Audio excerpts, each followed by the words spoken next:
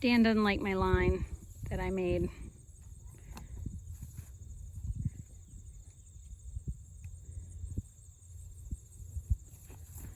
We're setting up a new paddock here.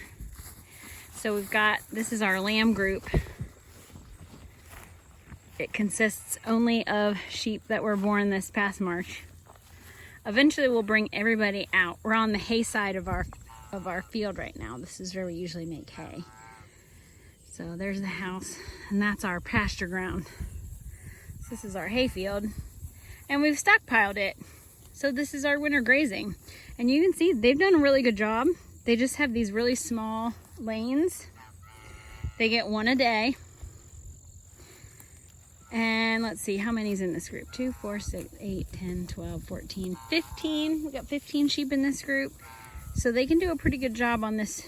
So it's, you know, here's the, over here to these posts right here. So they don't have a lot of ground. There's just this little strip here. Dan's gonna move them over. And they know what's up.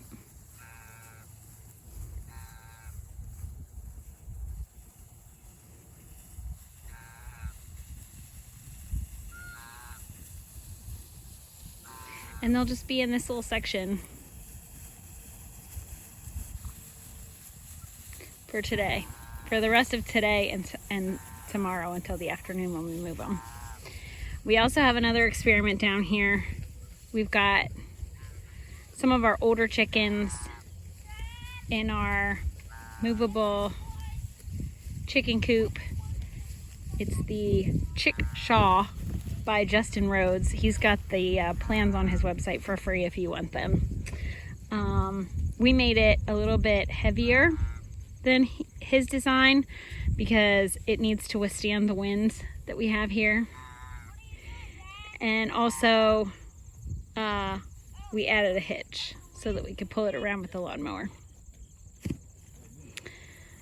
So the chickens are just gonna graze out here. And if it works, we're gonna move the whole flock out. But this is what we're doing. We're constantly experimenting. So you can see where the chickens are right there was 2 days ago. And then this was yesterday, and this is today. So this is, it's a pretty good visual. They do a good job of mowing. And then we're gonna go all the way up to the top of this hill, and then we can come all the way back down over here, and we can move over, I think, 2 more times. So we've got up, down, and then we're gonna turn around and we can go out that way as well. So they're just taking that fence down. And I want to take a second and update you. This is the field right here that we planted. The geese are talking to each other from across the farm. This is the field that we planted in the fall grazing mix, crazy mix. And it's a soil building mix. It's got radish, turnip, peas, hairy vetch, I think some rye, and I don't know. It's got a couple other things. I can never remember what all's in there. But it was kind of just coming up in these sections that are kind of close to the house. But now that we've had a little bit of rain, it's not showing up great. See, there's a little patch right there where it's coming up. And there's another little patch over there. And that's where we saw it initially. But everywhere else we kind of thought it wasn't coming up. But now we're getting more and more patches that are coming in, and you can almost see the lines where we drilled the seed starting to come up. So we got a little bit of rain, which was really nice. And it's been helping things kind of grow a little bit around here. I was going to tell you a little bit about our setup here. This is pretty typical for around here. We use these step-in posts and these mini reels from Premier. And then out here in the field, where we've got no T-posts, Dan uses these posts. They're just a fiberglass post that we can thread some metal wire through to hold our reel in place. You know, I think some people might say we should be using timeless posts, and I wouldn't disagree with them. But this is what we have. So that's what's affordable right now. Thank you.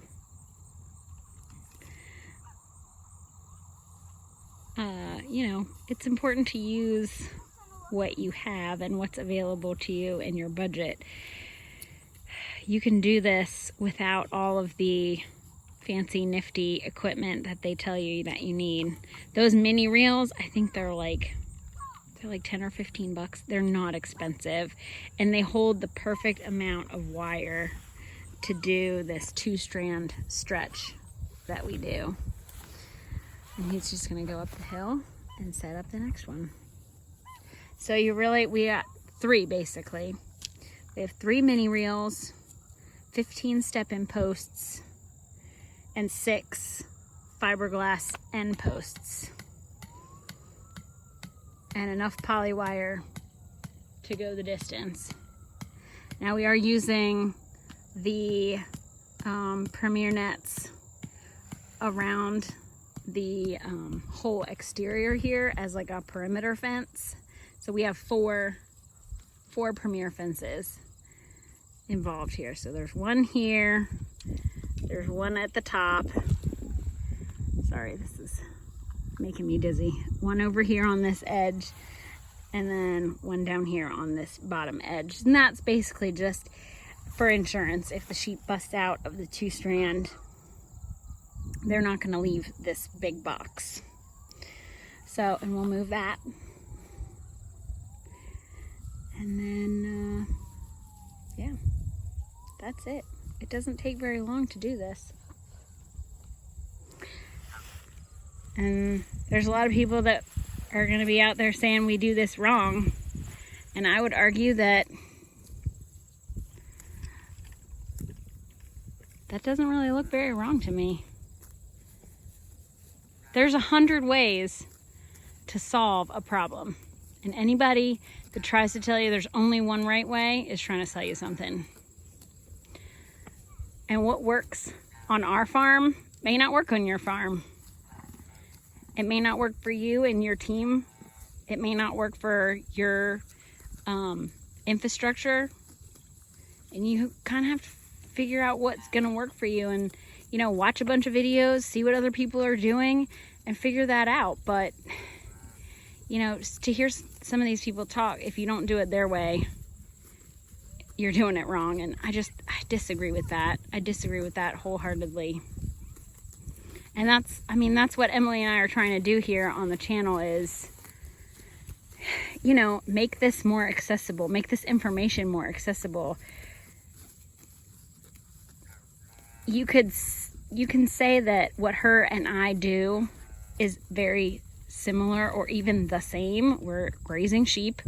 We're trying to do regenerative agriculture, sustainable practice, all that jazz. Those are all really nice buzzwords. But when you put our farms side by side, what we do each day, what her chores are like and what our chores are like, are very different. And it's just because we've got different sheep, we've got a different farm, we've got different people, and what works for us doesn't work for her. What works for her doesn't work for us. And it doesn't make it wrong, it doesn't make it right. It's just different, and that's okay. Different is good. Different is the spice of life. So take heart. If you feel like you can't afford all the fancy posts or fence or whatever, just start. Just do it with what you've got. You know, try and use every single one of these blue step-in posts are used. We got them, somebody was cleaning out their shed, and we got them for, I don't know, like 50 cents each. They were very cheap. And they've turned out to be some of the best posts around that we can find. In fact, we went and looked and tried to find some new and couldn't. I don't think they make them anymore, which really makes me sad. But they're really great. The best that we can find that's similar are those pigtail posts I've showed you in some of my other videos. And those are from Premier. But even I think Premier has changed those pigtail posts since we ordered the last batch. So I can't speak to the new ones that they have out. But anyway, like, subscribe. That like button is like giving us a compliment. It's really the best way to give us a compliment. If you like it, then we know that that's something that you guys want to see more of. You know, subscribe, that helps us. And yeah, we'll see you next time. This is Meredith Null from Blue Lamp Farm, signing off.